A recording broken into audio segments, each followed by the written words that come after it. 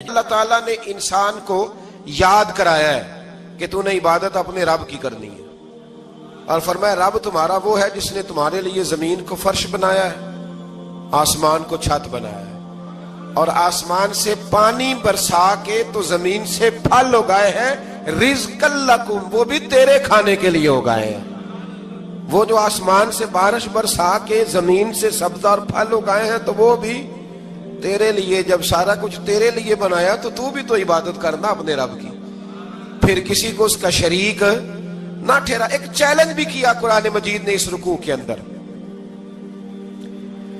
کہا کرتے تھے مکے کے لوگ کہ آپ قرآن مجید کی آیتیں نبی کریم علیہ السلام سے کہا کرتے تھے کہ معاذ اللہ آپ خود بناتے ہیں، بنا کے لاتے ہیں۔ تو اللہ کریم نے فرمایا وَإِن كُنتُمْ فِي رَيْبٍ مِّمَّا نَزَّلْنَا عَلَىٰ عَبْدِنَا فَأْتُوا بِسُورَةٍ مِّن مِّثْلِهِ، اگر تمہیں شک ہو نا اس میں جو ہم نے بندہ خاص پہ نازل کیا ہے تو تم بھی اس جیسی ایک صورت بنا کے لاؤ۔ پڑھے لکھے تو تم بھی ہو نا، مکے میں تم بھی رہتے ہو، تو ایک صورت بنا کے لاؤ۔ قرآن مجید ہم سے چھینا گیا ہے سازش کے تحت، اس لیے کہ جس قوم کو قرآن آ جاتا ہے نا پھر کوئی کافر اس کا مقابلہ نہیں کر سکتا۔ دیکھیں نا، اگر کافروں کے پاس جواب ہوتا قرآن پاک کا تو بدر اور احد میں نا کوئی آیت بنا کے لاتے، قرآن کے مقابلے کی تلواریں لے کے نہ آتے، ان کے پاس جواب ہی نہیں تھا۔ اور قیامت تک کسی کافر کے پاس قرآن مجید کا کوئی جواب، قرآن کا کوئی جواب، قسم اللہ کی جواب کوئی نہیں، قرآن کا اس کا کوئی جواب نہیں۔ کیا بات ہے قرآن پاک کی۔ وہ ایک دفعہ مسلمہ کذاب بے ایمان کہنے لگا میں نے بنا لیا ہے قرآن پاک کا جواب، معاذ اللہ۔ جواب کیا بنایا؟ وہ صورت ہے نا القاریۃ ما القاریۃ وما ادراک ما القاریۃ، کھڑکھڑانے والی کیا ہے، کھڑکھڑانے والی تمہیں کیا پتا کیا ہے، کھڑکھڑی قیامت کا ذکر ہے۔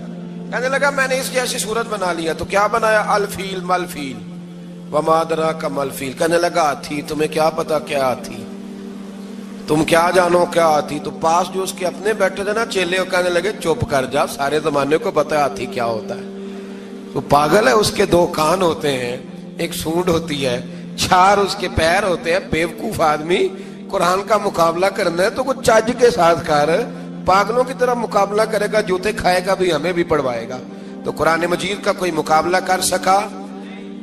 تو اس آیہ مبارکہ میں اللہ نے کافروں کو یہ کہا اگر مقابلہ نہیں کر سکتے تو پھر اللہ سے ڈرو، ورنہ دوزخ میں ڈالے جاؤ گے، وہ جس کا ایندھن آدمی اور پتھر ہے، اور بنائی بھی کافروں کے لیے گئی ہے۔ اعدت للکافرین، جہنم کس کے لیے بنائی گئی ہے؟ کافروں اور منافقوں کے لیے۔ مسلمانوں کے لیے بنائی گئی، مسلمان مرضی سے چھلانگے لگائیں تو ان کی موج ہے، ورنہ ان کے لیے جہنم، ان کے لیے اللہ نے جنت بنائی ہے۔ اور یہ بات کرتے ہی رب کریم نے فرمایا اے محبوب علیہ السلام، مومنوں کو خوشخبری دے دیں کہ اللہ نے ان کے لیے جنت بنائی ہے، اس میں باغات ہیں، انہیں رزق دیا جائے گا کھانے کے لیے، اور اس میں انہیں پاکیزہ بیویاں دی جائیں گی، اور پھر وہ اس میں ہمیشہ رہیں گے، انہیں اس سے نکالا نہیں جائے گا۔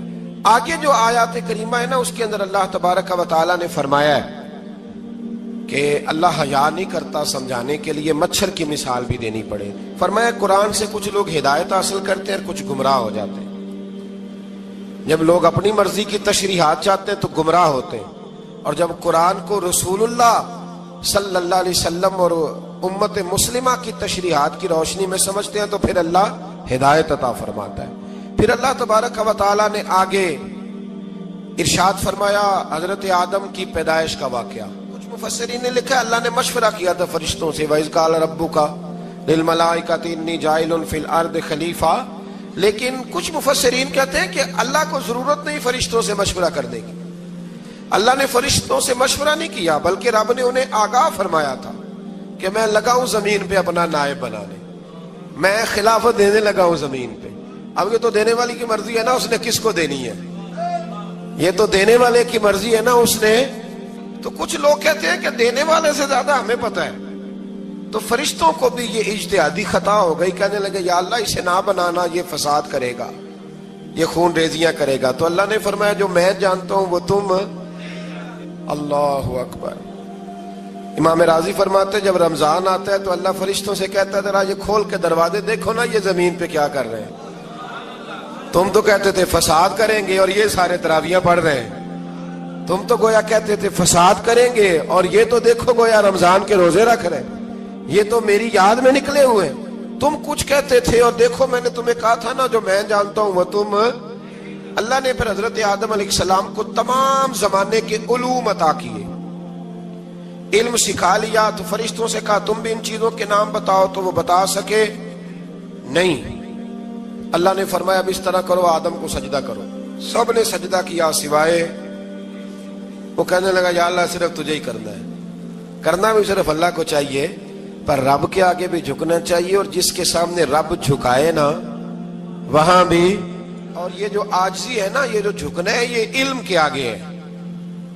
ہماری مصیبت یہ ہے کہ ہم علم کے آگے بھی گردن جھکانے کو تیار نہیں ہوتے, وہاں بھی ہم خود عالم فاضل بن جاتے. تو فرمایا کہ سب سے کہا سجدہ کرو. سب نے سجدہ کیا سوائے ابلیس کے. تو پھر ہوا کیا, وکان من الکافرین, وہ کافروں میں سے ہو گیا. پھر اللہ نے حضرت آدم کو اور جناب حوا کو نا مقام دے دیا جنت میں رہنے کے لیے, اور کہا سارا کچھ کھانا, درخت کے قریب نہ جانا. ابھی آپ کسی سے کہہ دیں تھوڑا سا کہ پیچھے نہ دیکھنا, یعنی اگر میری سمجھ لیں ادب کی وجہ سے کوئی 1.5-2 منٹ یا 6 منٹ نہیں بھی نہ دیکھے گا تو سوچے گا ضرور کہ پتہ نہیں اب پیچھے کیا ہے, مصیبت کیا ہے. یعنی آپ کہہ کے دیکھ لیں کسی کو پیچھے نہ دیکھنا. فطرت ہے نا انسان کی, وہ جستجو کرتا ہے. کہا اس درخت کے پاس نہ جانا. تو حضرت حوا سلام اللہ علیہا کہتے ہیں دل میں خیال رہتا تھا کہ آخر ہے کیا درخت کے پاس. یہی انسان کا عقیدہ توحید ہے کہ جہاں سے رب منع کر دے وہاں وہ منع ہو جائے. اور یہ ان کی خطا نہیں تھی, یہ اللہ کی حکمت تھی, چونکہ رب نے تو پہلے کہہ دیا تھا بنایا ہی زمین کے لیے, تو یہ تو سارا کچھ ہونا تھا تو زمین پہ آنا تھا نا. تو حضرت حوا اور جناب آدم کے پاس شیطان آیا. اب اس کو نکال تو دیا تھا پر ابھی اس کا جنت میں آنا جانا بند نہیں ہوا تھا. یہ بھی اللہ کی حکمت تھی. تو وہ کہنے لگا تمہیں پتہ ہے بعد میں مر جاؤ گے. تو حضرت حوا کہنے لگی کیا موت بھی آئے گی؟ کہاں, اس کی تکلیف بھی بڑی ہوگی, تو پھر بچیں گے کیسے؟ تو کہنے لگے پھل کھا لو اس درخت کا. تو بچنے کے لیے پھل کھایا تھا.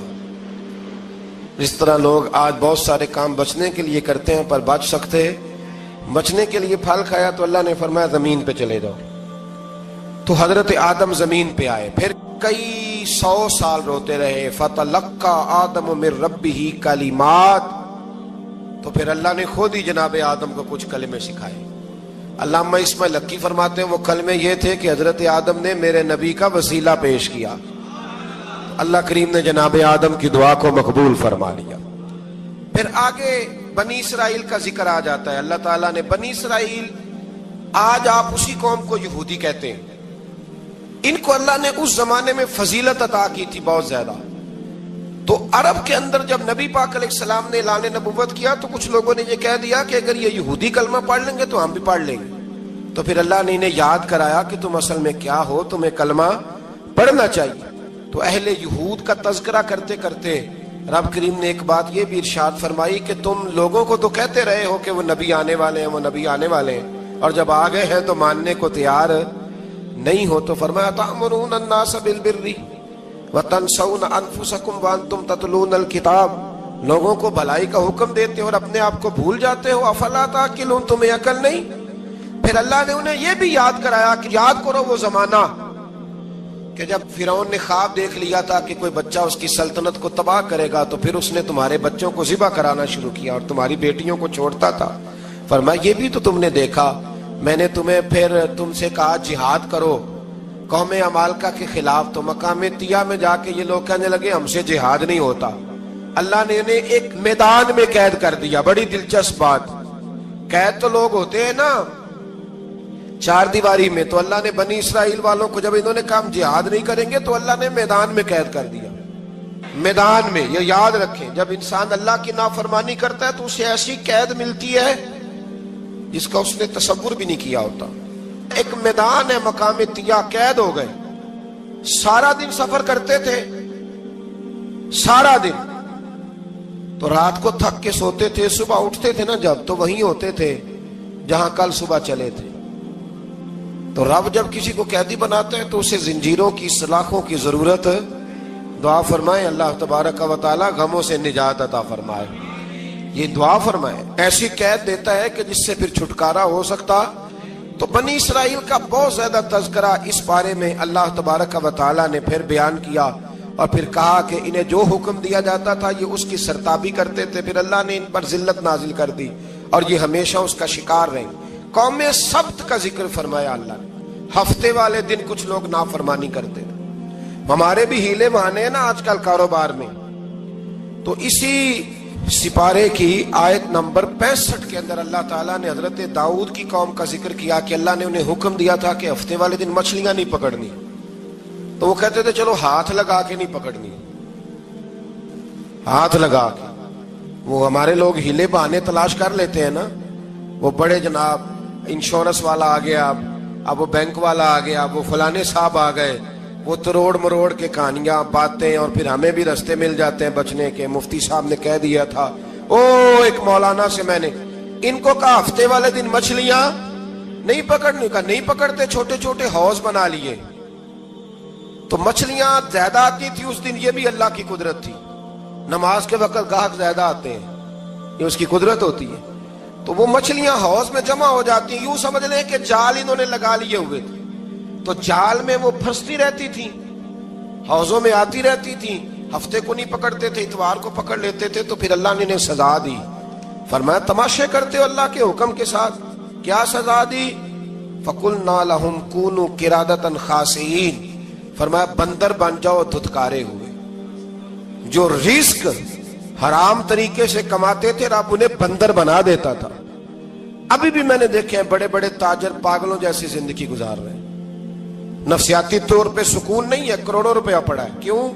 اس لیے کہ رب کے بتائے ہوئے طریقے کے مطابق تجارت نہیں کرتے۔ آگے ایک اور دلچسپ بات آ گئی، بنی اسرائیل کے اندر نا ایک شخص نے اپنے چچا کو قتل کر دیا جائیداد کے لیے۔ یہ دیکھیں کب سے لوگ جائیداد کے لیے قتل کرتے آ رہے ہیں۔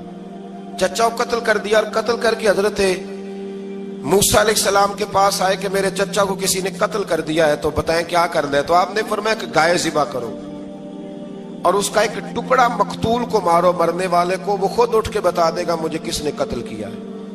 اب ارادہ نہیں تھا گائے ذبح کرنے کا تو بہانے کرنے لگے۔ ارادہ نہیں نہ ہوتا تو پھر کیا ہوتے ہیں؟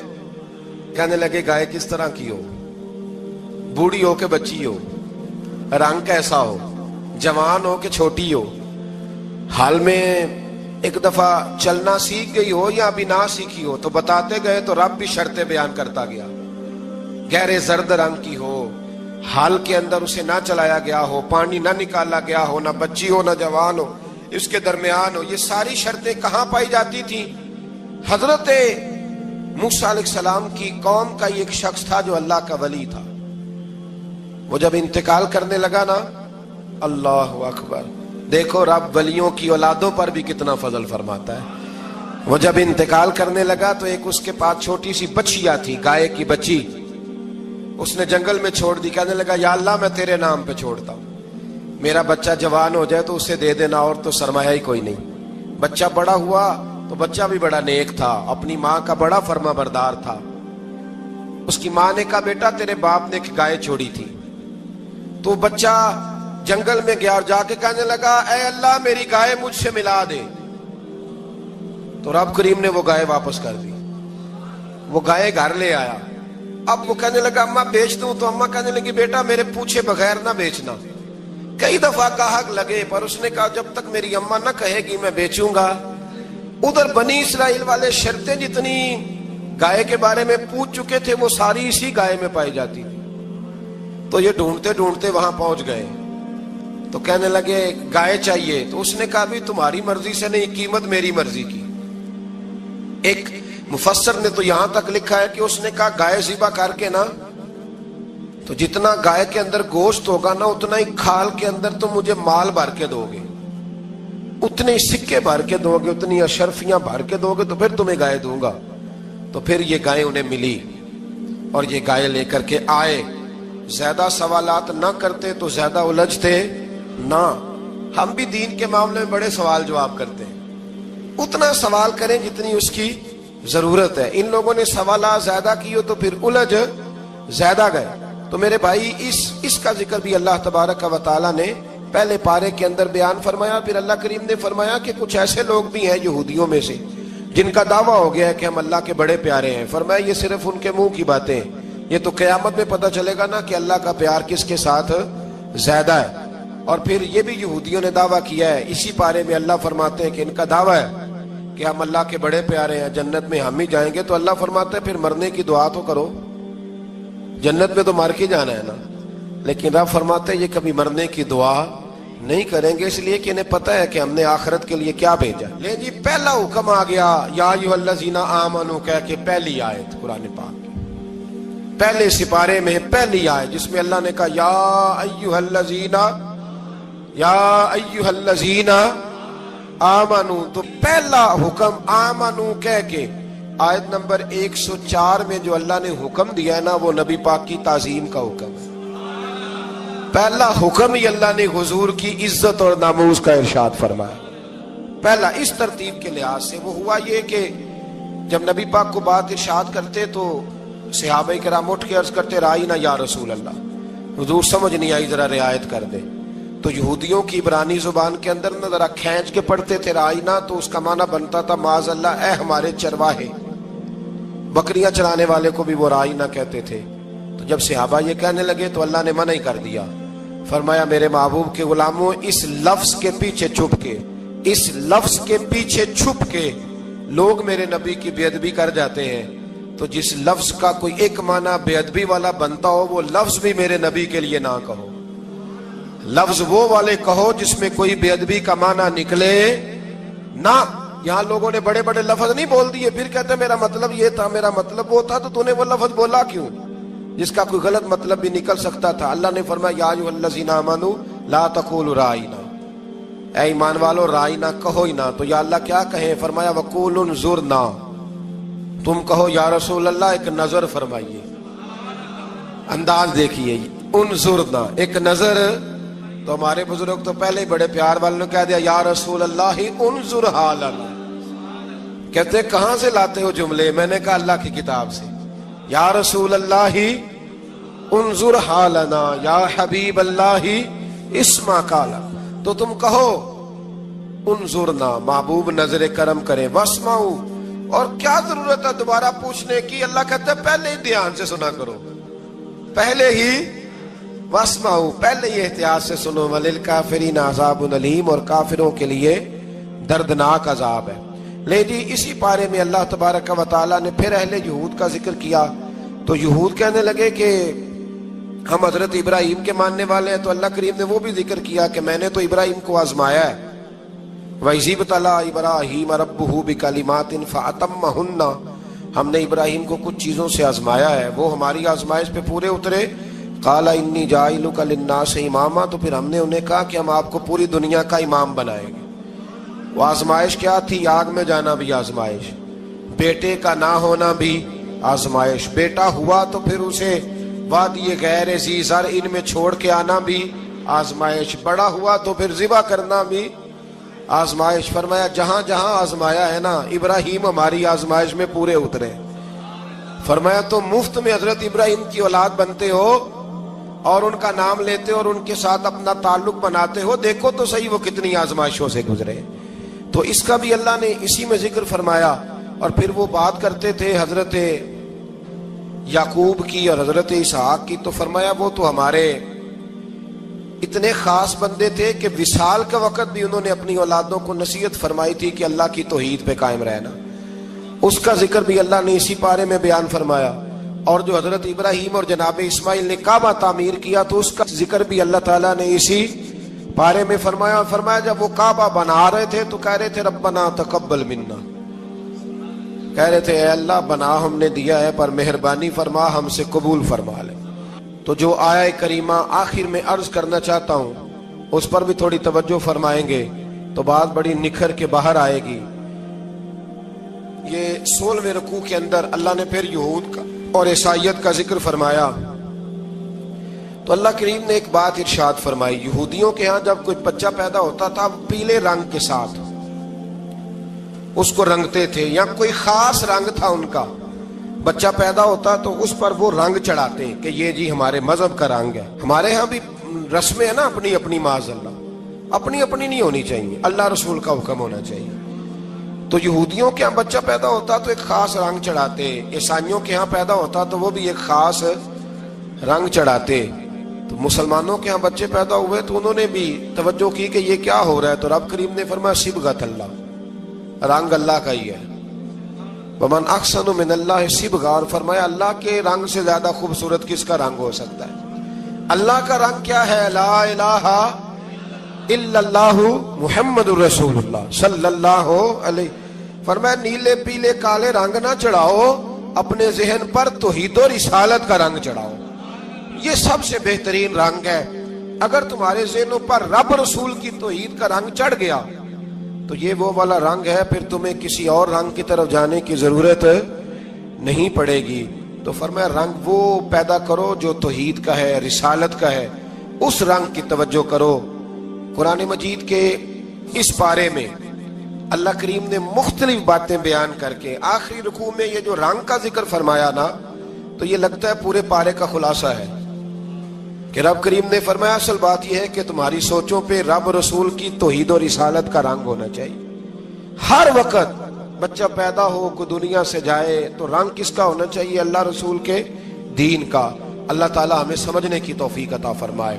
آخر دعوانا ان الحمدللہ۔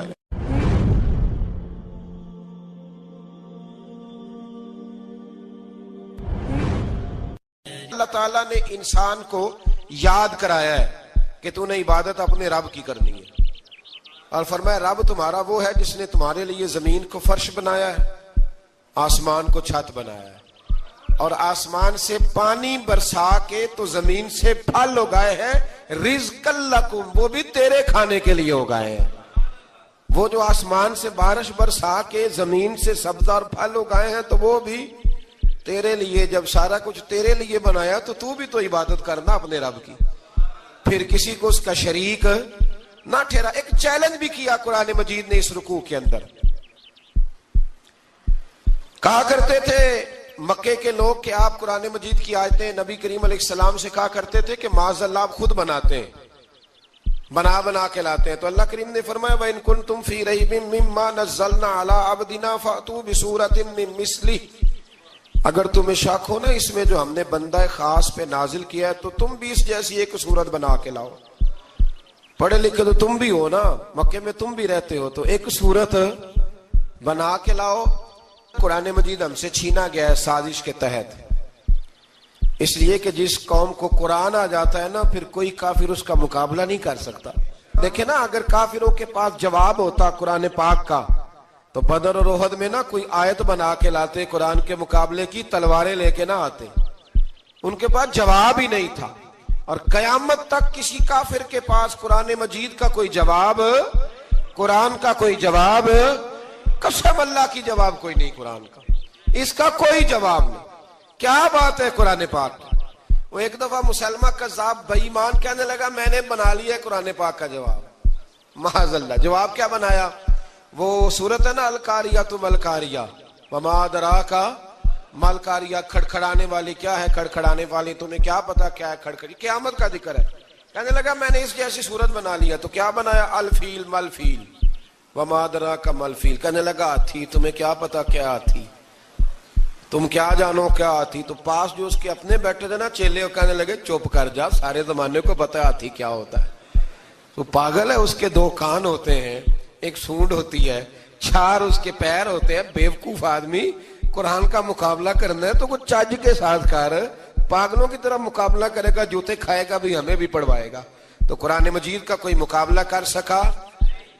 تو اس آیہ مبارکہ میں اللہ نے کافروں کو یہ کہا اگر مقابلہ نہیں کر سکتے تو پھر اللہ سے ڈرو، ورنہ دوزخ میں ڈالے جاؤ گے، وہ جس کا ایندھن آدمی اور پتھر ہے، اور بنائی بھی کافروں کے لیے گئی ہے۔ اعدت للکافرین، جہنم کس کے لیے بنائی گئی ہے؟ کافروں اور منافقوں کے لیے۔ مسلمانوں کے لیے بنائی گئی، مسلمان مرضی سے چھلانگے لگائیں تو ان کی موج ہے، ورنہ ان کے لیے جہنم، ان کے لیے اللہ نے جنت بنائی ہے۔ اور یہ بات کرتے ہی رب کریم نے فرمایا اے محبوب علیہ الصلوۃ والسلام مومنوں کو خوشخبری دے دیں کہ اللہ نے ان کے لیے جنت بنائی ہے، اس میں باغات ہیں، انہیں رزق دیا جائے گا کھانے کے لیے، اور اس میں انہیں پاکیزہ بیویاں دی جائیں گی اور پھر وہ اس میں ہمیشہ رہیں گے، انہیں اس سے نکالا نہیں جائے گا۔ آگے جو آیات کریمہ ہے نا، اس کے اندر اللہ تبارک و تعالیٰ نے فرمایا ہے کہ اللہ حیا نہیں کرتا سمجھانے کے لیے مچھر کی مثال بھی دینی پڑے۔ فرمایا قرآن سے کچھ لوگ ہدایت حاصل کرتے ہیں اور کچھ گمراہ ہو جاتے ہیں۔ جب لوگ اپنی مرضی کی تشریحات چاہتے ہیں تو گمراہ ہوتے ہیں، اور جب قرآن کو رسول اللہ صلی اللہ علیہ وسلم اور امت مسلمہ کی تشریحات کی روشنی میں سمجھتے ہیں تو پھر اللہ ہدایت عطا فرماتا ہے۔ پھر اللہ تبارک و تعالیٰ نے آگے ارشاد فرمایا حضرت آدم کی پیدائش کا واقعہ۔ کچھ مفسرین نے لکھا اللہ نے مشورہ کیا تھا فرشتوں سے، وَإِذْ قَالَ رَبُّكَ لِلْمَلَائِكَةِ إِنِّي جَاعِلٌ فِي الْأَرْضِ خَلِيفَةً، لیکن کچھ مفسرین کہتے ہیں کہ اللہ کو ضرورت نہیں فرشتوں سے مشورہ کرنے کی۔ اللہ نے فرشتوں سے مشورہ نہیں کیا، بلکہ رب نے انہیں آگاہ فرمایا تھا کہ میں لگا ہوں زمین پہ اپنا نائب بنانے، میں خلافت دینے لگا ہوں زمین پہ۔ اب یہ تو دینے والی کی مرضی ہے نا، اس نے کس کو دینی ہے، یہ تو دینے والے کی مرضی ہے نا، اس نے۔ تو کچھ لوگ کہتے ہیں کہ دینے والے سے زیادہ ہمیں پتہ ہے۔ تو فرشتوں کو بھی یہ اجتہادی خطا ہو گئی، کہنے لگے یا اللہ اسے نہ بنانا، یہ فساد کرے گا، یہ خون ریزیاں کرے گا۔ تو اللہ نے فرمایا جو میں جانتا ہوں وہ تم، اللہ اکبر۔ امام راضی فرماتے جب رمضان آتا ہے تو اللہ فرشتوں سے کہتا ہے ذرا یہ کھول کے دروازے دیکھو نا یہ زمین پہ کیا کر رہے ہیں، تم تو کہتے تھے فساد کریں گے اور یہ سارے تراویحیں پڑھ رہے ہیں، تم تو گویا کہتے تھے فساد کریں گے اور یہ تو دیکھو گویا رمضان کے روزے رکھ رہے ہیں، یہ تو میری یاد میں نکلے ہوئے، تم کچھ کہتے تھے اور دیکھو میں نے تمہیں کہا تھا نا جو میں جانتا ہوں وہ تم۔ اللہ نے پھر حضرت آدم علیہ السلام کو تمام زمانے کے علوم عطا کیے، علم سکھا لیا۔ تو فرشتوں سے کہا تم بھی ان چیزوں کے نام بتاؤ، تو وہ بتا سکے نہیں۔ اللہ نے فرمایا اب اس طرح کرو آدم کو سجدہ کرو، سب نے سجدہ کیا سوائے، وہ کہنے لگا یا اللہ صرف تجھے ہی کرنا ہے، کرنا بھی صرف اللہ کو چاہیے، پر رب کے آگے بھی جھکنا چاہیے، اور جس کے سامنے رب جھکائے نا وہاں بھی۔ اور یہ جو عاجزی ہے نا، یہ جو جھکنا ہے، یہ علم کے آگے ہے۔ ہماری مصیبت یہ ہے کہ ہم علم کے آگے بھی گردن جھکانے کو تیار نہیں ہوتے، وہاں بھی ہم خود عالم فاضل بن جاتے ہیں۔ تو فرمایا کہ سب سے کہا سجدہ کرو، سب نے سجدہ کیا سوائے ابلیس کے۔ تو پھر ہوا کیا وَكَانَ مِنَ الْكَافِرِينَ، وہ کافروں میں سے ہو گیا۔ پھر اللہ نے حضرت آدم کو اور جناب حوا کو نا مقام دے دیا جنت میں رہنے کے لیے، اور کہا سارا کچھ کھانا، درخت کے قریب نہ جانا۔ ابھی آپ کسی سے کہہ دیں تھوڑا سا کہ پیچھے نہ دیکھنا، یعنی اگر میری سمجھ لیں ادب کی وجہ سے کوئی 1.5-2 منٹ یا 6 منٹ نہیں بھی نہ دیکھے گا تو سوچے گا ضرور کہ پتہ نہیں اب پیچھے کیا ہے، مصیبت کیا ہے۔ یعنی آپ کہہ کے دیکھ لیں کسی کو، پیچھے نہ دیکھنا، فطرت ہے نا انسان کی، وہ جستجو کرتا ہے، کہا اس درخت کے پاس نہ جانا۔ تو حضرت حوا سلام اللہ علیہ کہتے ہیں دل میں خیال رہتا تھا کہ آخر ہے کیا درخت کے پاس۔ یہی انسان کا عقیدہ توحید ہے کہ جہاں سے رب منع کر دے وہاں وہ منع ہو جائے، اور یہ ان کی خطا نہیں تھی، یہ اللہ کی حکمت تھی، چونکہ رب نے تو پہلے کہہ دیا تھا بنایا ہی زمین کے لیے، تو یہ تو سارا کچھ ہونا تھا تو زمین پہ آنا تھا نا۔ تو حضرت حوا اور جناب آدم کے پاس شیطان آیا، اب اس کو نکال تو دیا تھا پر ابھی اس کا جنت میں آنا جانا بند نہیں ہوا تھا، یہ بھی اللہ کی حکمت تھی۔ تو وہ کہنے لگا تمہیں پتہ ہے بعد میں مر جاؤ گے۔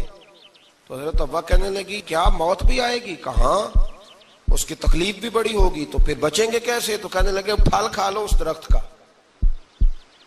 تو بچنے کے لیے پھل کھایا تھا۔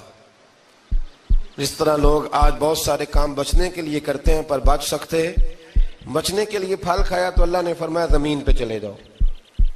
تو حضرت آدم زمین پہ آئے، پھر کئی 100 سال روتے رہے۔ فَتَلَقَّى آدَمُ مِن رَبِّهِ کَلِمَاتٍ، تو پھر اللہ نے خود ہی جناب آدم کو کچھ کلمے سکھائے۔ علامہ اسماعیل حقی فرماتے ہیں وہ کلمے یہ تھے کہ حضرت آدم نے میرے نبی کا وسیلہ پیش کیا، تو اللہ کریم نے جناب آدم کی دعا کو مقبول فرما لیا۔ پھر آگے بنی اسرائیل کا ذکر آ جاتا ہے۔ اللہ تعالیٰ نے بنی اسرائیل، آج آپ اسی قوم کو یہودی کہتے ہیں، ان کو اللہ نے اس زمانے میں فضیلت عطا کی تھی بہت زیادہ۔ تو عرب کے اندر جب نبی پاک علیہ السلام نے اعلان نبوت کیا تو کچھ لوگوں نے یہ کہہ دیا کہ اگر یہ یہودی کلمہ پڑھ لیں گے تو ہم بھی پڑھ لیں گے۔ تو پھر اللہ نے انہیں یاد کرایا کہ تم اصل میں کیا ہو، تمہیں کلمہ پڑھنا چاہیے۔ تو اہل یہود کا تذکرہ کرتے کرتے رب کریم نے ایک بات یہ بھی ارشاد فرمائی کہ تم لوگوں کو تو کہتے رہے ہو کہ وہ نبی آنے والے ہیں، وہ نبی آنے والے ہیں، اور جب آ گئے ہیں تو ماننے کو تیار نہیں ہو. تو فرمایا تأمرون الناس بالبر وتنسون انفسکم وانتم تتلون الکتاب، لوگوں کو بھلائی کا حکم دیتے ہو اور اپنے آپ کو بھول جاتے ہو. افلا تعقلون، تمہیں عقل نہیں؟ پھر اللہ نے انہیں یہ بھی یاد کرایا کہ یاد کرو وہ زمانہ کہ جب فرعون نے خواب دیکھ لیا تھا کہ کوئی بچہ اس کی سلطنت کو تباہ کرے گا، تو پھر اس نے تمہارے بچوں کو ذبح کرانا شروع کیا اور تمہاری بیٹیوں کو چھوڑتا تھا. فرمایا یہ بھی تو تم نے دیکھا، میں نے تمہیں پھر تم سے کہا جہاد کرو قوم عمالقہ کے خلاف، تو مقام طیہ میں جا کے یہ لوگ کہنے لگے ہم سے جہاد نہیں ہوتا. اللہ نے انہیں ایک میدان میں قید کر دیا. بڑی دلچسپ بات، قید تو لوگ ہوتے ہیں نا چار دیواری میں، تو اللہ نے بنی اسرائیل والوں کو جب انہوں نے کہا ہم جہاد نہیں کریں گے تو اللہ نے میدان میں قید کر دیا. میدان میں، یہ یاد رکھیں، جب انسان اللہ کی نافرمانی کرتا ہے تو اسے ایسی قید ملتی ہے جس کا اس نے تصور بھی نہیں کیا ہوتا. ایک میدان ہے مقام طیہ، قید ہو گئے. سارا دن سفر کرتے تھے، سارا دن، تو رات کو تھک کے سوتے تھے، صبح اٹھتے تھے نا جب، تو وہیں ہوتے تھے جہاں کل صبح چلے تھے. تو رب جب کسی کو قیدی بناتا ہے تو اسے زنجیروں کی، سلاخوں کی ضرورت. دعا فرمائے اللہ تبارک و تعالی غموں سے نجات عطا فرمائے. یہ دعا فرمائے، ایسی قید دیتا ہے کہ جس سے پھر چھٹکارا ہو سکتا. تو بنی اسرائیل کا بہت زیادہ تذکرہ اس پارے میں اللہ تبارک و تعالی نے پھر بیان کیا، اور پھر کہا کہ انہیں جو حکم دیا جاتا تھا یہ اس کی سرتابی کرتے تھے. پھر اللہ نے ان پر ذلت نازل کر دی اور یہ ہمیشہ اس کا شکار رہے. قوم سبت کا ذکر فرمایا اللہ نے. ہفتے والے دن کچھ لوگ نافرمانی کرتے. ہمارے بھی ہیلے بہانے ہیں نا آج کل کاروبار میں. تو اسی سپارے کی آیت نمبر 65 کے اندر اللہ تعالیٰ نے حضرت داؤد کی قوم کا ذکر کیا کہ اللہ نے انہیں حکم دیا تھا کہ ہفتے والے دن مچھلیاں نہیں پکڑنی. تو وہ کہتے تھے چلو ہاتھ لگا کے نہیں پکڑنی، ہاتھ لگا کے. وہ ہمارے لوگ ہیلے بہانے تلاش کر لیتے ہیں نا. وہ بڑے جناب انشورنس والا آ گیا، اب وہ بینک والا آ گیا، وہ فلانے صاحب آ گئے، وہ تروڑ مروڑ کے کہانیاں باتیں، اور پھر ہمیں بھی رستے مل جاتے ہیں بچنے کے. مفتی صاحب نے کہہ دیا تھا، ایک مولانا سے میں نے ان کو کہا ہفتے والے دن مچھلیاں نہیں پکڑنی. کا نہیں پکڑتے، چھوٹے چھوٹے حوض بنا لیے. تو مچھلیاں زیادہ آتی تھی اس دن، یہ بھی اللہ کی قدرت تھی. نماز کے وقت گاہک زیادہ آتے ہیں، یہ اس کی قدرت ہوتی ہے. تو وہ مچھلیاں حوض میں جمع ہو جاتی ہیں. یوں سمجھ لیں کہ جال انہوں نے لگا لیے ہوئے تھے، تو جال میں وہ پھنستی رہتی تھی، حوضوں میں آتی رہتی تھی. ہفتے کو نہیں پکڑتے تھے، اتوار کو پکڑ لیتے تھے. تو پھر اللہ نے انہیں سزا دی. فرمایا تماشے کرتے ہو اللہ کے حکم کے ساتھ. کیا سزا دی؟ فَقُلْنَا لَهُمْ كُونُوا قِرَادَةً خَاسِئِينَ. فرمایا بندر بن جاؤ دھتکارے ہوئے. جو رزق حرام طریقے سے کماتے تھے رب انہیں بندر بنا دیتا تھا. ابھی بھی میں نے دیکھے ہیں بڑے بڑے تاجر پاگلوں جیسی زندگی گزار رہے ہیں. نفسیاتی طور پہ سکون نہیں ہے، کروڑوں روپیہ پڑا ہے. کیوں؟ اس لیے کہ رب کے بتائے ہوئے طریقے کے مطابق تجارت نہیں کرتے. آگے ایک اور دلچسپ بات آ گئی. بنی اسرائیل کے اندر نا ایک شخص نے اپنے چچا کو قتل کر دیا جائیداد کے لیے. یہ دیکھیں کب سے لوگ جائیداد کے لیے قتل کرتے آ رہے ہیں. چچا کو قتل کر دیا، اور قتل کر کے حضرت موسیٰ علیہ السلام کے پاس آئے کہ میرے چچا کو کسی نے قتل کر دیا ہے، تو بتائیں کیا کرنا ہے. تو آپ نے فرمایا کہ گائے ذبح کرو اور اس کا ایک ٹکڑا مقتول کو مارو، مرنے والے کو. وہ خود اٹھ کے بتا دے گا مجھے کس نے قتل کیا ہے. اب ارادہ نہیں تھا گائے ذبح کرنے کا تو بہانے کرنے لگے. ارادہ نہیں نہ ہوتا تو پھر کیا ہوتے ہیں، کہنے لگے گائے کس طرح کی ہو، بوڑھی ہو کہ بچی ہو، رنگ کیسا ہو، جوان ہو کہ چھوٹی ہو، حال میں ایک دفعہ چلنا سیکھ گئی ہو یا ابھی نہ سیکھی ہو. تو بتاتے گئے تو رب بھی شرطیں بیان کرتا گیا.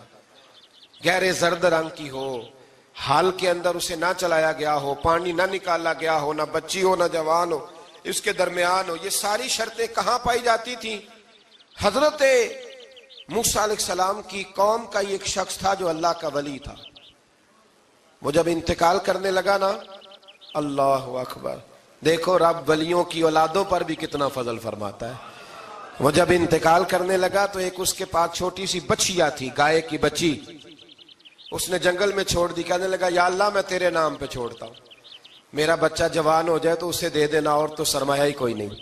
بچہ بڑا ہوا تو بچہ بھی بڑا نیک تھا، اپنی ماں کا بڑا فرما بردار تھا۔ اس کی ماں نے کہا بیٹا تیرے باپ نے ایک گائے چھوڑی تھی، تو بچہ جنگل میں گیا اور جا کے کہنے لگا اے اللہ میری گائے مجھ سے ملا دے، تو رب کریم نے وہ گائے واپس کر دی۔ وہ گائے گھر لے آیا، اب وہ کہنے لگا اماں بیچ دوں، تو اماں کہنے لگی بیٹا میرے پوچھے بغیر نہ بیچنا۔ کئی دفعہ گاہک لگے پر اس نے کہا جب تک میری اماں نہ کہے گی میں بیچوں گا۔ ادھر بنی اسرائیل والے شرطیں جتنی گائے کے بارے میں پوچھ چکے تھے وہ ساری اسی گائے میں پائی جاتی تھی، تو یہ ڈھونڈتے ڈھونڈتے وہاں پہنچ گئے، تو کہنے لگے گائے چاہیے، تو اس نے کہا بھی تمہاری مرضی سے نہیں، قیمت میری مرضی کی۔ ایک مفسر نے تو یہاں تک لکھا ہے کہ اس نے کہا گائے ذبح کر کے نا، تو جتنا گائے کے اندر گوشت ہوگا نا اتنا ہی کھال کے اندر تم مجھے مال بھر کے دو گے، اتنے ہی سکے بھر کے دو گے، اتنی اشرفیاں بھر کے دو گے تو پھر تمہیں گائے دوں گا۔ تو پھر یہ گائے انہیں ملی اور یہ گائے لے کر کے آئے۔ زیادہ سوالات نہ کرتے تو زیادہ الجھتے نہ۔ ہم بھی دین کے معاملے میں بڑے سوال جواب کرتے ہیں، اتنا سوال کریں جتنی اس کی ضرورت ہے۔ ان لوگوں نے سوالات زیادہ کیے تو پھر الجھ زیادہ گئے۔ تو میرے بھائی اس کا ذکر بھی اللہ تبارک و تعالیٰ نے پہلے پارے کے اندر بیان فرمایا۔ پھر اللہ کریم نے فرمایا کہ کچھ ایسے لوگ بھی ہیں یہودیوں میں سے جن کا دعویٰ ہو گیا ہے کہ ہم اللہ کے بڑے پیارے ہیں۔ فرمایا یہ صرف ان کے منہ کی باتیں ہیں، یہ تو قیامت میں پتہ چلے گا نا کہ اللہ کا پیار کس کے ساتھ زیادہ ہے۔ اور پھر یہ بھی یہودیوں نے دعویٰ کیا ہے، اسی پارے میں اللہ فرماتے ہیں کہ ان کا دعویٰ ہے کہ ہم اللہ کے بڑے پیارے ہیں، جنت میں ہم ہی جائیں گے۔ تو اللہ فرماتا ہے پھر مرنے کی دعا تو کرو، جنت میں تو مر کے جانا ہے نا۔ لیکن رب فرماتے ہیں یہ کبھی مرنے کی دعا نہیں کریں گے، اس لیے کہ انہیں پتہ ہے کہ ہم نے آخرت کے لیے کیا بھیجا۔ لیکن جی پہلا حکم آ گیا یا ایھا الذین آمنوا کہہ کے، پہلی آیت قرآن پاک کی پہلے سپارے میں پہلی آیت جس میں اللہ نے کہا یا ایھا الذین آمنوا، تو پہلا حکم آمنوا کہہ کے آیت نمبر 104 میں جو اللہ نے حکم دیا ہے نا وہ نبی پاک کی تعظیم کا حکم ہے۔ پہلا حکم ہی اللہ نے حضور کی عزت اور ناموس کا ارشاد فرمایا۔ پہلا اس ترتیب کے لحاظ سے وہ ہوا یہ کہ جب نبی پاک کو بات ارشاد کرتے تو صحابہ کرام اٹھ کے عرض کرتے رائینا یا رسول اللہ، حضور سمجھ نہیں آئی ذرا رعایت کر دے۔ تو یہودیوں کی عبرانی زبان کے اندر نہ ذرا کھینچ کے پڑھتے تھے رائینا، تو اس کا معنی بنتا تھا معاذ اللہ اے ہمارے چرواہے، بکریاں چرانے والے کو بھی وہ رائینا کہتے تھے۔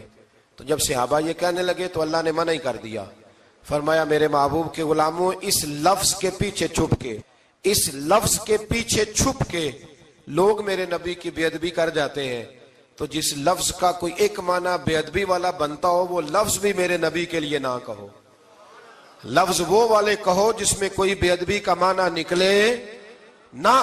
یہاں لوگوں نے بڑے بڑے لفظ نہیں بول دیے، پھر کہتے میرا مطلب یہ تھا، میرا مطلب وہ تھا، تو تو نے وہ لفظ بولا کیوں جس کا کوئی غلط مطلب بھی نکل سکتا تھا۔ اللہ نے فرمایا یا ایھا الذین آمنوا لا تقولوا رائینا، اے ایمان والو رائینا کہو ہی نہ۔ تو یا اللہ کیا کہیں؟ فرمایا وقولوا انظرنا، تم کہو یا رسول اللہ ایک نظر فرمائیے، انداز دیکھیے، انظرنا ایک نظر۔ تو ہمارے بزرگ تو پہلے ہی بڑے پیار والوں نے کہہ دیا یا رسول اللہ انظر حالنا۔ کہتے کہاں سے لاتے ہو جملے؟ میں نے کہا اللہ کی کتاب سے۔ یا رسول اللہ انظر حالنا یا حبیب اللہ اسمع قالا، تو تم کہو انظرنا محبوب نظر کرم کرے، واسمعوا، اور کیا ضرورت ہے دوبارہ پوچھنے کی؟ اللہ کہتا ہے پہلے ہی دھیان سے سنا کرو، پہلے ہی واسمعوا، پہلے ہی احتیاط سے سنو، وللکافرین عذاب علیم، اور کافروں کے لیے دردناک عذاب ہے۔ لیکن جی اسی پارے میں اللہ تبارک و تعالیٰ نے پھر اہل یہود کا ذکر کیا، تو یہود کہنے لگے کہ ہم حضرت ابراہیم کے ماننے والے ہیں، تو اللہ کریم نے وہ بھی ذکر کیا کہ میں نے تو ابراہیم کو آزمایا ہے، وَإِذِ ابْتَلَىٰ إِبْرَاهِيمَ رَبُّهُ بِكَلِمَاتٍ فَأَتَمَّهُنَّ، ہم نے ابراہیم کو کچھ چیزوں سے آزمایا ہے، وہ ہماری آزمائش پہ پورے اترے۔ قَالَ إِنِّي جَاعِلُكَ لِلنَّاسِ إِمَامًا، تو پھر ہم نے انہیں کہا کہ ہم آپ کو پوری دنیا کا امام بنائیں گے۔ وہ آزمائش کیا تھی؟ آگ میں جانا بھی آزمائش، بیٹے کا نہ ہونا بھی آزمائش، بیٹا ہوا تو پھر اسے وادی غیر ذی زرع ان میں چھوڑ کے آنا بھی آزمائش، بڑا ہوا تو پھر ذبح کرنا بھی آزمائش۔ فرمایا جہاں جہاں آزمایا ہے نا، ابراہیم ہماری آزمائش میں پورے اترے۔ فرمایا تو مفت میں حضرت ابراہیم کی اولاد بنتے ہو اور ان کا نام لیتے ہو اور ان کے ساتھ اپنا تعلق بناتے ہو، دیکھو تو صحیح وہ کتنی آزمائشوں سے گزرے۔ تو اس کا بھی اللہ نے اسی میں ذکر فرمایا۔ اور پھر وہ بات کرتے تھے حضرت یعقوب کی اور حضرت اسحاق کی، تو فرمایا وہ تو ہمارے اتنے خاص بندے تھے کہ وصال کے وقت بھی انہوں نے اپنی اولادوں کو نصیحت فرمائی تھی کہ اللہ کی توحید پہ قائم رہنا۔ اس کا ذکر بھی اللہ نے اسی پارے میں بیان فرمایا۔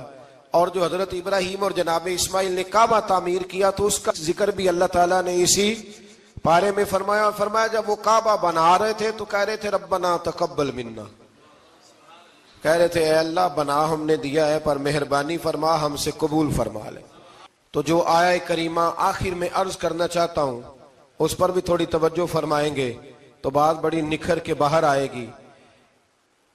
یہ 16ویں رکوع کے اندر اللہ نے پھر یہود کا اور عیسائیت کا ذکر فرمایا تو اللہ کریم نے ایک بات ارشاد فرمائی۔ یہودیوں کے ہاں جب کوئی بچہ پیدا ہوتا تھا پیلے رنگ کے ساتھ اس کو رنگتے تھے، یا کوئی خاص رنگ تھا ان کا، بچہ پیدا ہوتا تو اس پر وہ رنگ چڑھاتے کہ یہ جی ہمارے مذہب کا رنگ ہے۔ ہمارے ہاں بھی رسمیں ہیں نا اپنی اپنی، معاذ اللہ اپنی اپنی نہیں ہونی چاہیے، اللہ رسول کا حکم ہونا چاہیے۔ تو یہودیوں کے ہاں بچہ پیدا ہوتا تو ایک خاص رنگ چڑھاتے، عیسائیوں کے ہاں پیدا ہوتا تو وہ بھی ایک خاص رنگ چڑھاتے۔ تو مسلمانوں کے ہاں بچے پیدا ہوئے تو انہوں نے بھی توجہ کی کہ یہ کیا ہو رہا ہے، تو رب کریم نے فرمایا صبغۃ اللہ، رنگ اللہ کا ہی ہے۔ ومن احسن من اللہ صبغہ، اور فرمایا اللہ کے رنگ سے زیادہ خوبصورت کس کا رنگ ہو سکتا ہے؟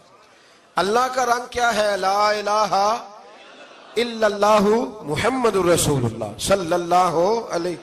فرمایا نیلے پیلے کالے رنگ نہ چڑھاؤ، اپنے ذہن پر توحید و رسالت کا رنگ چڑھاؤ، یہ سب سے بہترین رنگ ہے۔ اگر تمہارے ذہنوں پر رب رسول کی توحید کا رنگ چڑھ گیا تو یہ وہ والا رنگ ہے، پھر تمہیں کسی اور رنگ کی طرف جانے کی ضرورت نہیں پڑے گی۔ تو فرمایا رنگ وہ پیدا کرو جو توحید کا ہے، رسالت کا ہے، اس رنگ کی توجہ کرو۔ قرآن مجید کے اس پارے میں اللہ کریم نے مختلف باتیں بیان کر کے آخری رکوع میں یہ جو رنگ کا ذکر فرمایا نا، تو یہ لگتا ہے پورے پارے کا خلاصہ ہے کہ رب کریم نے فرمایا اصل بات یہ ہے کہ تمہاری سوچوں پہ رب رسول کی توحید و رسالت کا رنگ ہونا چاہیے۔ ہر وقت بچہ پیدا ہو، کوئی دنیا سے جائے تو رنگ کس کا ہونا چاہیے؟ اللہ رسول کے دین کا۔ اللہ تعالی ہمیں سمجھنے کی توفیق عطا فرمائے۔ آخر دعوانا